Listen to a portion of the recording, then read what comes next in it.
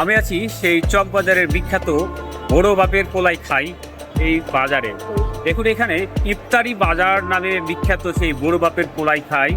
এটা আসলে ব্যাপারটা এরকম না যে শুধুমাত্র বড় বাপের পোলাই খাই মানে এরকম না, মানে বড় বাপ বলতে এখানে মানে বড় লোককেই বোঝানো হয়েছে। আবার অনেকে বলে থাকে যে এটার মানে আসলে মূল্য বোঝাতেই এটা বোঝা হয়ে থাকে, আভিজাত্যকে প্রাধান্য দেওয়ার জন্য এটা সম্বোধন করা হয়ে থাকে। তবে এটা বড় বাপের পোলাও মানে পোলাও ছাড়াও কিন্তু ছোট লোকের পোলাও খেতে পারবেন। আর এইটির চক বাজারের যে বিখ্যাত জায়গায় বড় বাপের পোলাই পাওয়া যায়। তো আমি এর ইতিহাস, ঐতিহ্য এবং এর দামটা পুরোপুরি আপনাদের সামনে তুলে ধরবো, কীভাবে আসবেন সম্পূর্ণটা জানাবো। শেষ পর্যন্ত দেখে একটা ধারণা পেয়ে যাবেন। তো চলুন আর কথা না বাড়িয়ে শুরু করি আজকের লেটস গো। নানা রকম নানা স্বাদের কাবাব আইটেম, পোস্ত আইটেম, এক অসাধারণ রন্ধনশৈলী। প্রিয় দর্শক, কিছুদিন আগে একটা ভাইরাল হয়েছিল এই সেই শিক্ষিত খাসির এই সেই লোকটা।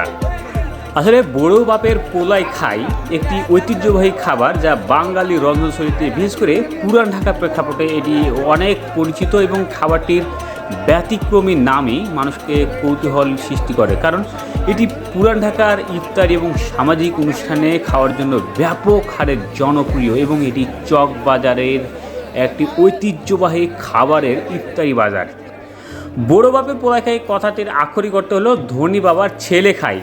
আর এই নামটি বিভিন্ন সম্ভাব্য অর্থের ইঙ্গিত দেয়। একটি সম্ভাবনা হলো যে খাবারটি ঐতিহাসিকভাবে হয়তো ব্যয়বহুল উপকরণ দিয়ে তৈরি করা হতো এবং এর যে প্রস্তুত প্রণালী ছিল এবং শ্রমসাধ্য বা কষ্টসাধ্য, যার ফলে এটি মূলত ধনী ব্যক্তিদের কাছেই সহজলভ্য ছিল। অন্য একটি ব্যাখ্যা হতে পারে যে নামটি রূপকভাবে খাবারের সমৃদ্ধ স্বাদ কিংবা জটিল প্রক্রিয়াকে নির্দেশ করে।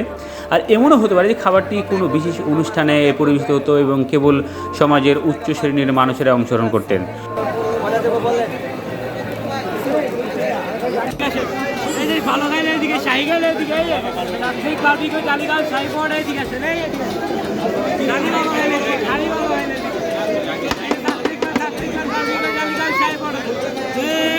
আর বড় বাপের পোলাই খাই খাবারের উৎপত্তি স্থল মূলত এই ঢাকা এবং পুরান ঢাকাকে মনে করা হয়। ঐতিহাসিক নথি, রন্ধন বিষয়ক গ্রন্থ কিংবা স্থানীয় প্রবীণদের কাছ থেকে প্রাপ্ত তথ্য অনুসারে এই খাবারের প্রচলন সম্ভবত পুরান ঢাকাতেই প্রথম শুরু হয়েছিল।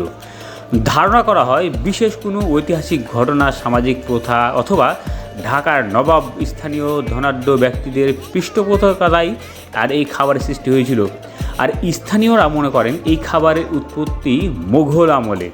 স্থানীয় ব্যক্তি ক্রেতাদের মতো বা বিক্রেতাদের মতে এই খাবারটি মূলত শেখ চোরার ভর্তা নামে পরিচিত ছিল এবং প্রচার বাড়াতে পুরান ঢাকার অভিজাত এবং মহৎ অতীতকে তুলে ধরতে 1971 সালের মুক্তিযুদ্ধের পরে এর নাম পরিবর্তন করা হয়েছিল বলে মনে করা হয়ে থাকে।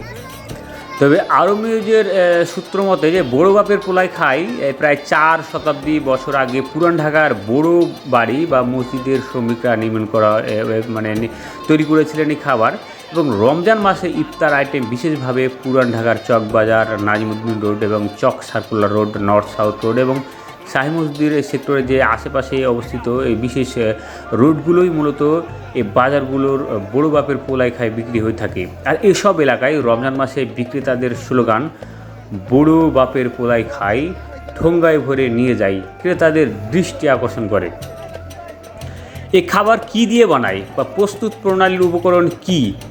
স্থানীয় ব্যবসায়ীদের বক্তব্য অনুসারে এটি 12টি উপাদান এবং 31 প্রকারের মশলা দিয়ে তৈরি করা হয়। আর এই খাবারের ব্যবহৃত প্রধান উপকরণগুলির মধ্যে থাকে বিভিন্ন প্রকার মাংস, তন্দুরি কাবাব, শাহী সুদি কাবাব, নবাবে খায় কাবাব, জান্নাই কাবাব, এই যে সুদি কাবাব, যেমন গরুর মাংস, খাসির মাংস, মুরগির মাংস এবং পোলাওয়ের চাল, বিভিন্ন ধরনের ডাল, ডিম এবং প্রচুর পরিমাণে মশলা। খাবারটি তৈরি করার পদ্ধতি বেশ জটিল এবং সময় সাপেক্ষ। মাংস এবং ডাল আলাদাভাবে রান্না করে নেওয়া হয়, এরপর পোলাওয়ের চাল বিভিন্ন মশলার সাথে মিশিয়ে রান্না করা হয়। ডিম সেদ্ধ করে বা ভেজে নেওয়া হয় ও সবশেষে রান্না করা মাংস, ডাল, পোলাও এবং ডিম একসাথে মিশিয়ে বিশেষ প্রক্রিয়ায় রান্না করা হয় যাতে প্রতিটি উপকরণের স্বাদ ভালোভাবে মিশে যায়।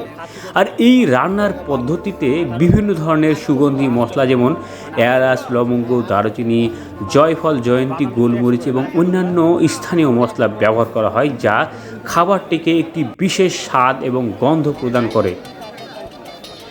তবে জনপ্রিয়তা এবং সাংস্কৃতিক তাৎপর্য থাকলেও কিছু বিতর্ক তো রয়েছেই। যেমন পুরান ঢাকার স্থানীয়দের দাবি অনুসারে বর্তমানে বড় বাপের পোলাই খাই বলে বিক্রি করা হয়, যা তার সাথে মূল খাবারের উপকরণের মিল নয়। খাবারের সাথে খাবারের মানের তুলনায় দামও অনেক বেশি রাখা হয় বলে বিতর্ক রয়েছে। এতে প্রচুর পরিমাণ মশলা এবং অতিরিক্ত মাংসের ব্যবহার এবং উন্মুক্ত স্থানে বিক্রি করা অস্বাস্থ্যকর হতে পারে অনেকেই মনে করেন। তবে এর দাম কিছুটা মানে আইটেম অনুসারে পার্থক্য তো রয়েছেই। মাংসের যে আইটেমটা সেগুলোর দাম একটু বেশি, তবে এখানে মাংসের অর্থাৎ গোস্তের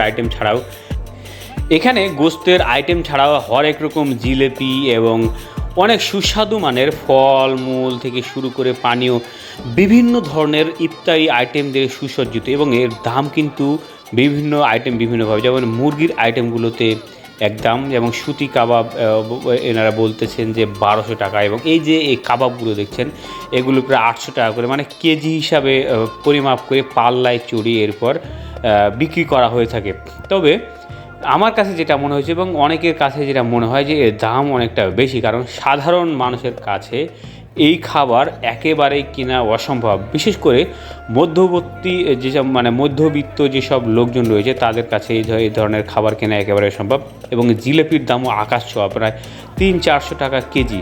মানে এত দামি খাবার আসলে কোনো মধ্যবিত্ত লোকজন খুব একটা খেতে পারবে বলে আশা করা যাচ্ছে না। তবে এইখানে যেসব লোকজন দেখছেন এদের বেশিরভাগই হচ্ছে আমার মতো ক্যামেরাম্যান এবং অনেক প্রিন্ট মিডিয়া এবং সামাজিক যোগাযোগ মাধ্যমের যেসব সাংবাদিক থেকে শুরু করে ব্লগাররা কিন্তু এই জায়গায় ভিডিও করার জন্য প্রচুর পরিমাণে ভিড় জমায়।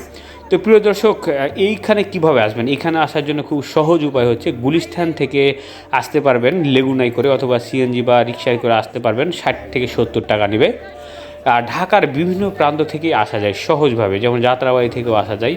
যাত্রাবাড়ি থেকে লেগুনা আসে সদরঘাট পর্যন্ত, এবং সদরঘাট থেকে আপনি চলে আসবেন এই চকবাজারে। এবং চাইলে আপনারা গুলিস্তানে বাংলাদেশের যে কোনো প্রান্ত থেকে ঢাকা আসবেন, ঢাকার গুলিস্তানে আসলেই